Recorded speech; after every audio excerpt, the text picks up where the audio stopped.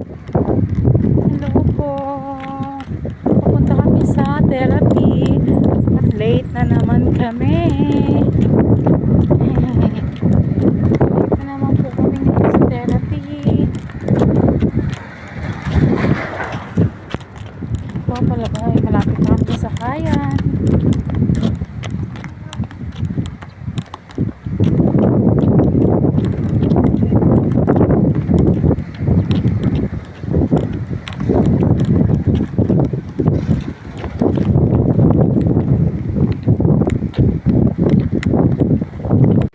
Yan, late na kami. Hintay-hintay lang kami ng jeep. Dito na kami sa tinatambayan namin pag mag-hintay kami ng jeep.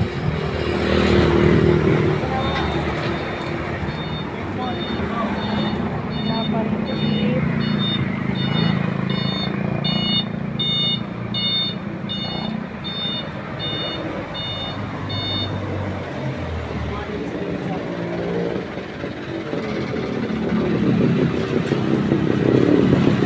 Mainit na yung bata,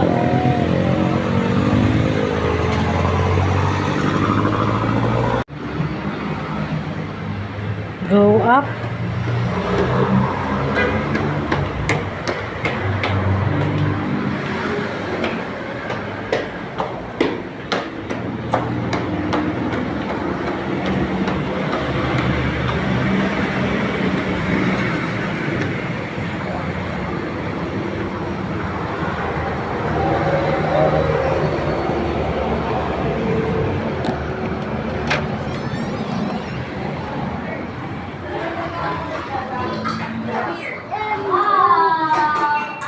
Oh, good job. Hello. Bye bye.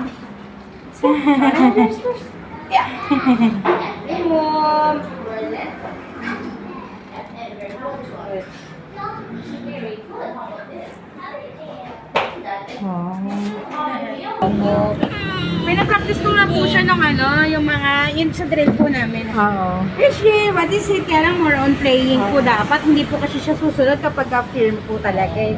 So, yun nga po, sabi ko nga po sa inyo, puro incidental. Okay, what is it? Tulad po kanina yung number po.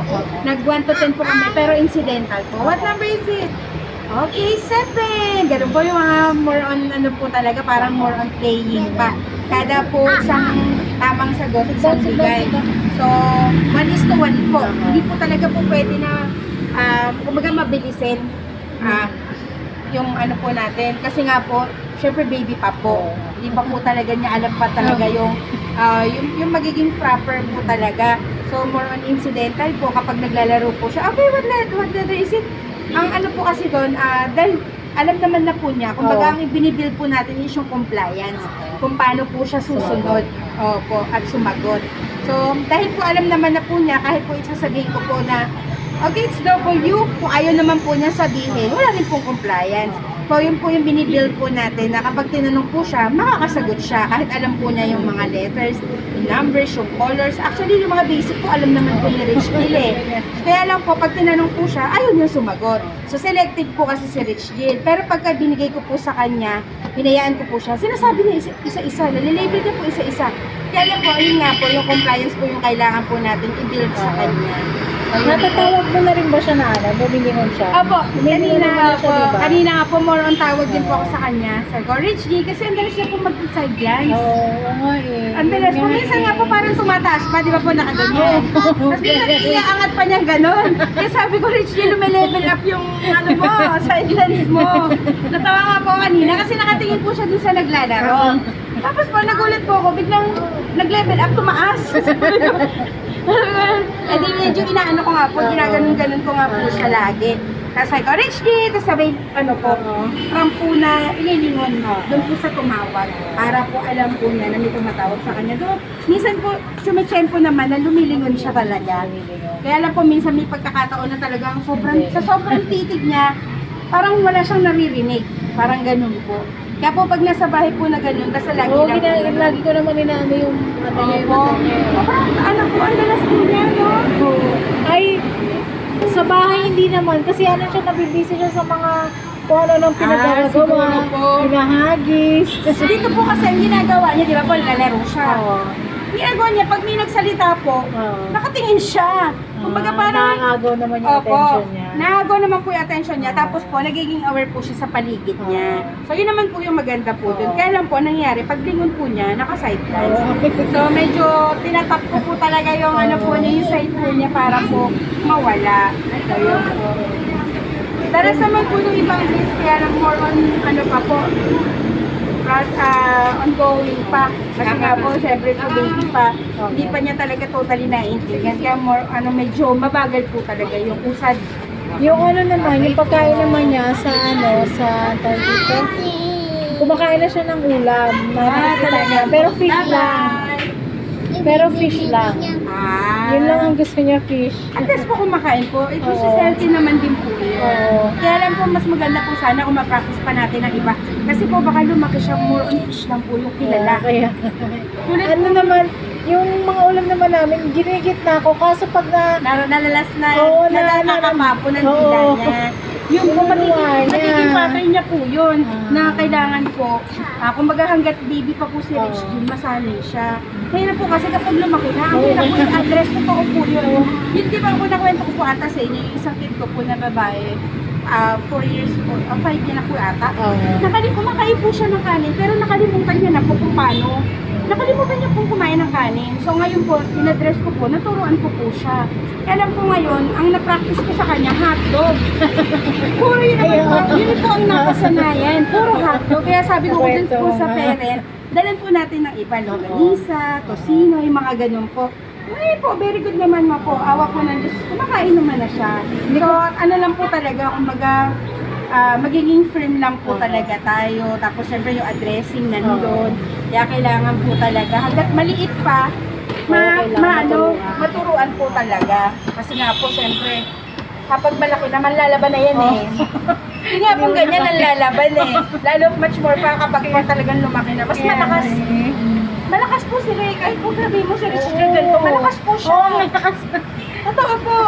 Malalakas po siya. Totoo po yun.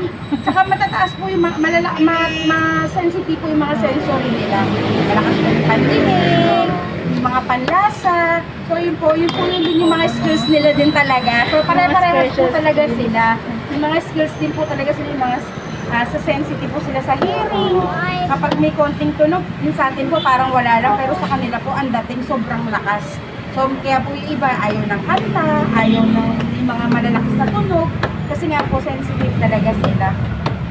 Siya hindi naman siya sa sounds. Opo, may mga ano lang po, may mga certain kid lang din talaga na ayaw ng kanta, magano.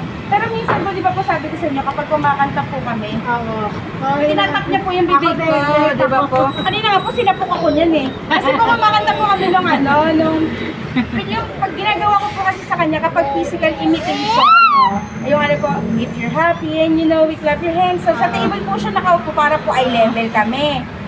Ayun po, sinapok po ako kanina. Kasi ako siguro ayaw niya nung kanta. Sabi ko, bakit ba yung boses ni teacher? Sa lahat yata ganun siya. Opo. Ewan ko nasama niya. So yun nga po yung sabi ko po, sensitive po talaga sila sa inyo. Iba po ayaw din talaga ng music. Pero po, pag may mga pictures, halimbawa po sa cellphone, syempre po, agaw, ano po sa kanila, yung agaw pansin talaga sa kanila. Syempre po, makulay. Tapos may mga gumagalaw. Pagkanta nga lang naman ni teacher, sintonado na. Wala pang mga picture. Kaya po. Kaya po yung mga ano po namin, physical imitation. Yung iba naman po nagagawa niya na talaga. Kaya lang more on prompting pa din talaga. Pero po yung nagagawa na niya, nagagaya niya, yung top table. Yung clap po talagang kailangan hawakan pa sa ganito para po ma-clap niya. Minsan po may pagkatamad din eh. Ayaw pong sumunod din eh. Opo, Yung ano, yung nautusan ko naman siya na close the door, gano'n. Ayun, opo. Basta yun lang po. Open the door. Tapos, yun nga pag may nahulog, automatic ko. Oo, yun. Yun po ang maganda sa kanya. Oo. Aware po siya na may nalaglag. Pulit po siya agad. Natawa nga po kanina kasi hindi niya po maabot yung letter W po ata. So nalaglag. Ginagawa niya, Binaan niya. So, alam niya po, di ba? Alam niya kung paano niya gagawa siya ng paraan Kukunin. para maabot po niya. Kaya sabi ko, ay, galing, ganda. Nung maabot na po niya, sa kanya pinulot. So, alam po po niya. Sinasabi ko, very good, Rich G.